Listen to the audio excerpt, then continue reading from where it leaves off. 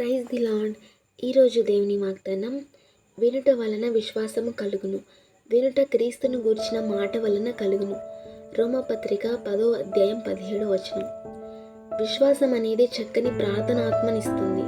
విశ్వాసం అనేది దేవుని మహిమను చూసేలా చేస్తుంది. విశ్వాసం కుటుంబానికి రక్షణ కలిగిస్తుంది. విశ్వాసం మనలను క్రీస్తుకు నిలయంగా మారుస్తుంది. విశ్వాసం అనేది ఘనతనిస్తుంది. విశ్వాసం నిత్యరాజ్య వారసులుగా చేస్తుంది. కాబట్టి దినదినము మన విశ్వాసాన్ని తప్పక పెంచుకోవాలి. చిన్న చిన్న విషయాల్లో విశ్వాసం ఉంచడం నేర్చుకుంటేనే గొప్ప విషయాల్లో విశ్వాసాన్ని ఉంచగలం.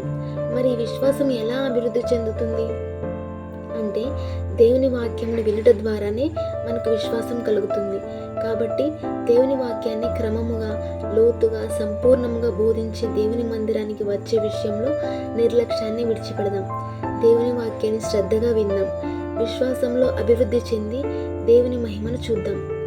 డిఎల్ మూడీ గారు ఒక మాట అన్నారు, ప్రేమ సమస్తమును సులువుగా చేస్తుంది, విశ్వాసము సమస్తమును సాధ్యము చేస్తుంది.